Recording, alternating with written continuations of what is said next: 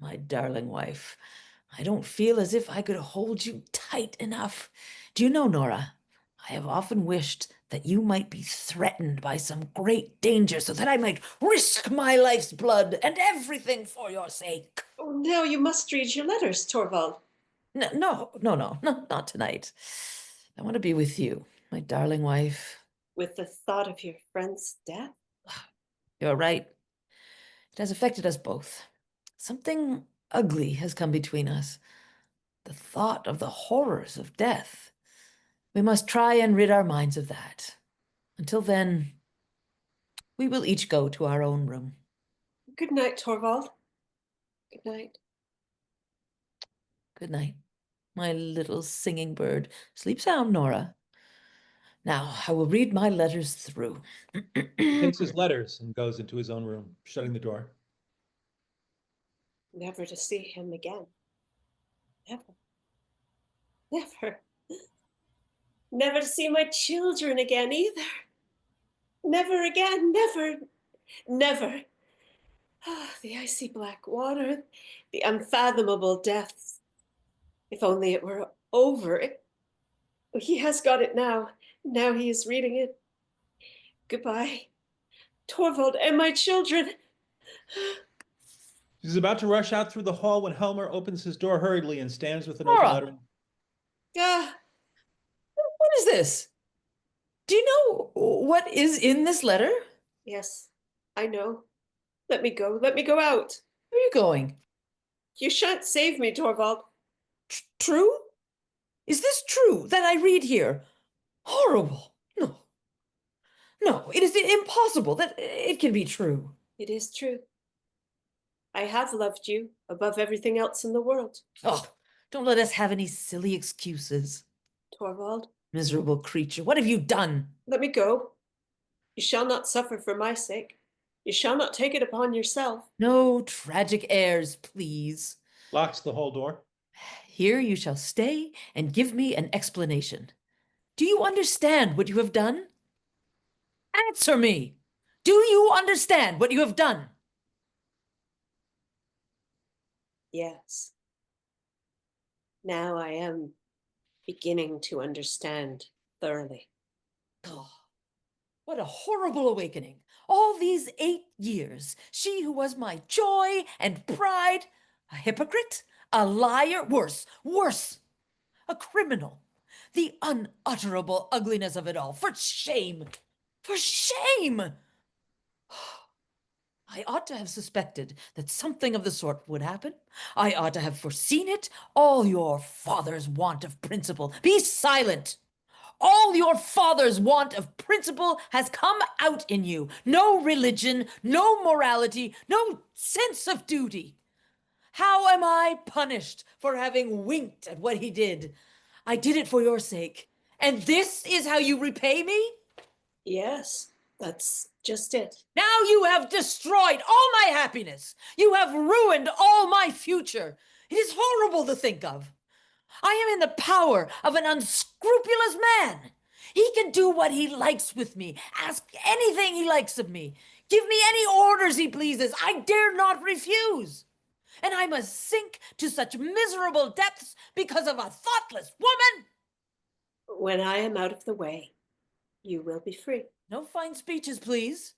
Your father had always plenty of those ready, too. What good would it be to me if you were out of the way, as you say? Not the slightest. Can he make the affair known everywhere? And if he does, I may be falsely suspected of having been a party to your criminal action. Very likely, people will think I was behind it all, that it was I who prompted you. And I have to thank you for all this, you whom I have cherished during the whole of our married life. Do you understand now what it is you have done for me? Yes. It is so incredible that I can't take it in. We must have come to some understanding. But take off the shawl. Take it off, I tell you. I must try and appease him some way or another. The matter must be hushed up at any cost. And as for you and me, It must appear as if everything between us were just as before, but naturally, only in the eyes of the world. You will still remain in my house. That is a matter of course, but I shall not allow you to bring up the children. I dare not trust them to you. To think that I should be obliged to say so to one whom I have loved so dearly and whom I still... No. That is all over. From this moment, happiness is not the question.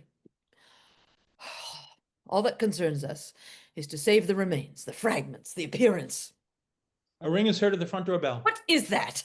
So late. Can the worst... Can... Hide yourself, Nora. Say you are ill. A letter for the mistress. Give it to me. Yes, it is from him. You shall not have it. I will read it myself. Yes, read it. I scarcely have the courage to do it. It may mean ruin for both of us. No, I must know. Nora. No, I must read it again. Yes, it's true. Nora, I am saved. And I? You too, of course. We're both saved, both you and I. Look, he sends you your bond back. He says he regrets and repents that a happy change in his life. Well, never mind what he says. We are saved, Nora. No one can do anything to you. Oh, Nora. Nora, no. First, I must destroy these hateful things. Oh, let me see. No. I won't look at it. Oh, the whole thing shall be nothing but a bad dream to me. Tears up the bond and both letters, throws them all into the stove, and watches them burn.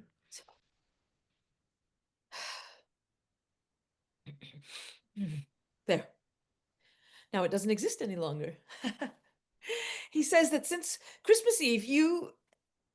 These must have been 3 dreadful days for you, Nora. I have fought a hard fight these 3 days. And suffered such agonies and seen no way out, but no, we won't call any of the horrors to mind.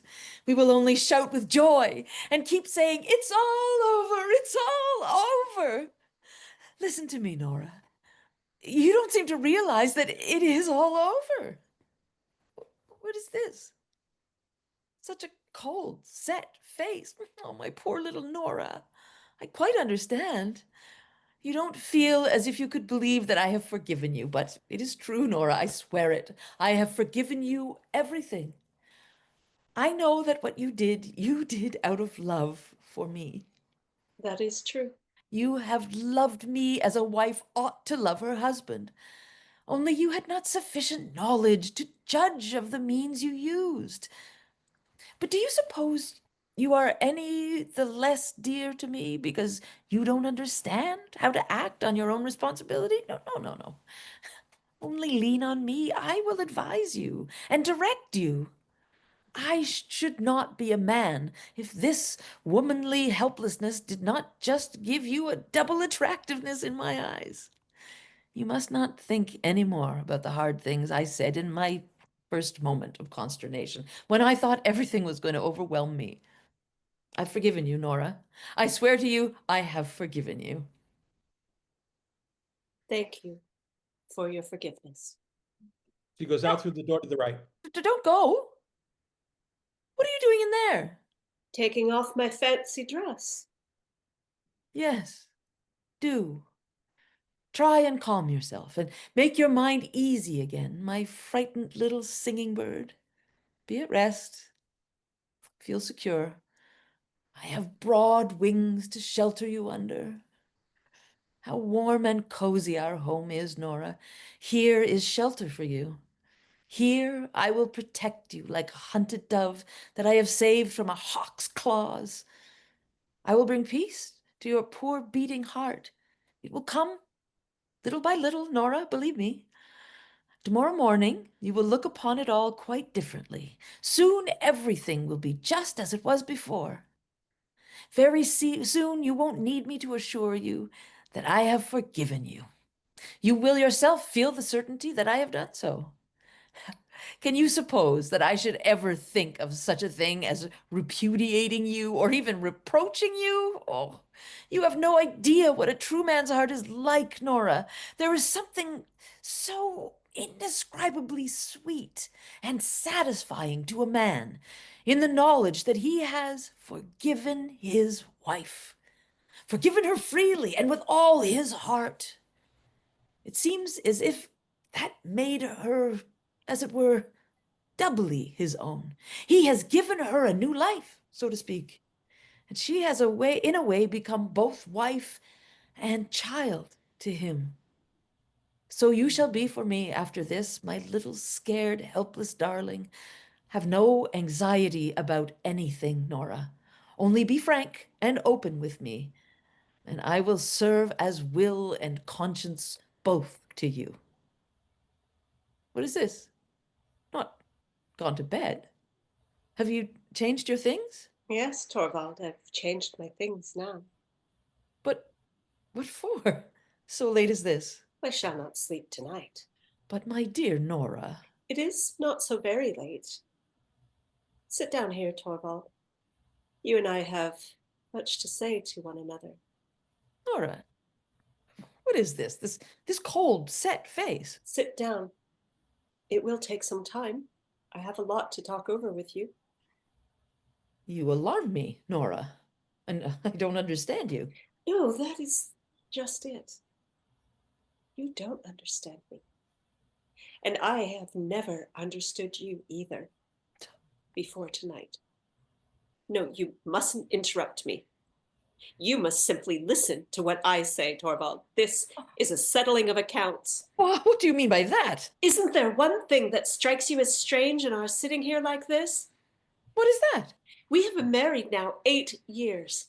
Does it not occur to you that this is the first time we two, you and I, husband and wife, have had a serious conversation? What do you mean by serious? In all these 8 years, longer than that, from the very beginning of our acquaintance, we have never exchanged a word on any serious subject. Was it likely that I would be continually and forever telling you about worries that you could not help me to bear? I'm not speaking about business matters. I say that we have never sat down in earnest together to try and get at the bottom of anything. But dearest Nora, would it have been any good to you? That is just it. You have never understood me. I have been greatly wronged, Torvald. First by Papa and then by you. What? By us two? By us two, who have loved you better than anyone else in the world. You have never loved me. You have only thought it pleasant to be in love with me. Nora, what do I hear you saying? It is perfectly true, Torvald. When I was at home with Papa, he told me his opinion about everything, and so I had those same opinions. And if I differed from him, I concealed the fact because he would not have liked it. He called me his doll child, and he played with me just as I used to play with my dolls. And when I came to live with you, What sort of an expression is that to use about our marriage? I mean that I was simply transferred from Papa's hands into yours. You arranged everything to your own taste. And so I got the same taste as you, or at least I pretended to. I'm not really quite sure which. I think sometimes the one and sometimes the other. When I look back on it, it seems to me as if I had been living here like a poor woman, just from hand to mouth. I have existed merely to perform tricks for you, Torvald. But you would have it so. You and Papa have committed a great sin against me. It is your fault that I have made nothing of my life. How unreasonable and how ungrateful you are, Nora.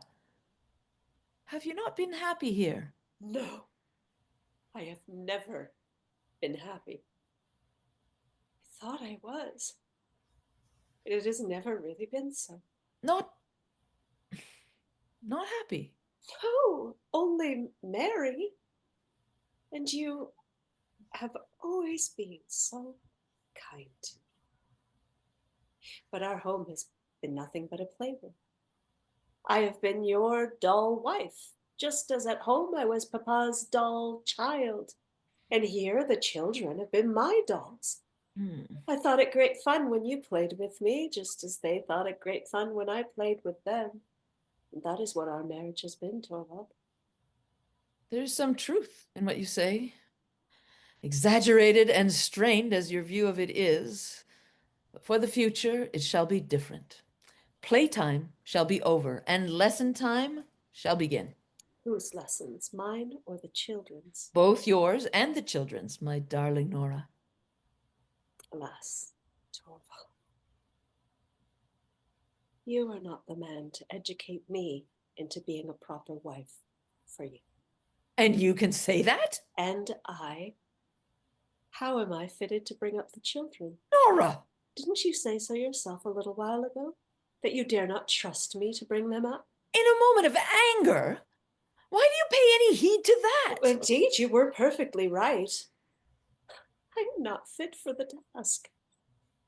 There is another task I must undertake first. I must try and educate myself. You are not the man to help me in that. I must do that for myself, and that is why I am going to leave you now. What do you say? I must stand quite alone if I am to understand myself and everything about me. It is for that reason that I cannot remain with you any longer. Nora! Nora! I am going away from here now, at once. I am sure Christine will take me in for the night. You are out of your mind. I won't allow it. I forbid it. Oh, it is no use forbidding me anything any longer. I will not take with me what I will take with me what belongs to myself. I will take nothing from you, either now or later. What sort of madness is this? Tomorrow I shall go home. I mean, to my old home. It will be easiest for me to find something to do there. You blind, foolish woman. I must try to get some sense, Torvald. Desert your home, your husband, and your children, and you don't consider what people will say. I cannot consider that at all. I only know that it is necessary for me. It's shocking. This is how you would neglect your most sacred duties. What do you consider my most sacred duties? Do I need to tell you that? Are they not your duties to your husband and your children? I have other duties just as sacred. That you have not. What duties could those be? Duties to myself. Before all else, you are a wife and a mother. I don't believe that any longer. I believe that before all else, I am a reasonable human being, just as you are, or at all events that I must try to become one. I know quite well, Torvald, that most people would think you were right, and that views of that kind are to be found in books. But I can no longer content myself with what most people say, or with what is found in books. I must think over things for myself and get to understand them. Can you not understand your place in your own home? Have you not a reliable guide in such matters as that? Have you no religion? I am afraid, Torvald. I do not exactly know what religion is. What are you saying? I know nothing but what the clergyman said when I went to be confirmed. He told us that religion was this and that and the other. And when I am away from all this and am alone, I will look into that matter too. I will see if what the clergyman said is true, or at all events, if it is true for me. This is unheard of in a girl of your age. But if religion cannot lead you aright, let me try and awaken your conscience. I suppose you have some moral sense, or answer me. Am I to think you have none? I assure you, Torvald, that is not an easy question to answer. I really don't know. The thing perplexes me altogether. I only know that you and I look at it in quite a different light. I am learning, too, that the law is quite another thing from what I supposed. But I find it impossible to conceive myself that the law is right. According to it, a woman has no right to spare her old dying father or to save her husband's life. I can't believe that. You talk like a child. You don't understand the conditions of the world in which you live. No, I don't. But now I am going to try. I am going to see if I can make out who is right, the world or I. You are ill, Nora. You're delirious. I almost think you are out of your mind. I have never felt my mind so clear and certain as tonight. And is it with a clear and certain mind that you forsake your husband and your children? Yes, it is. Then there is only one possible explanation. What is that? You do not love me anymore.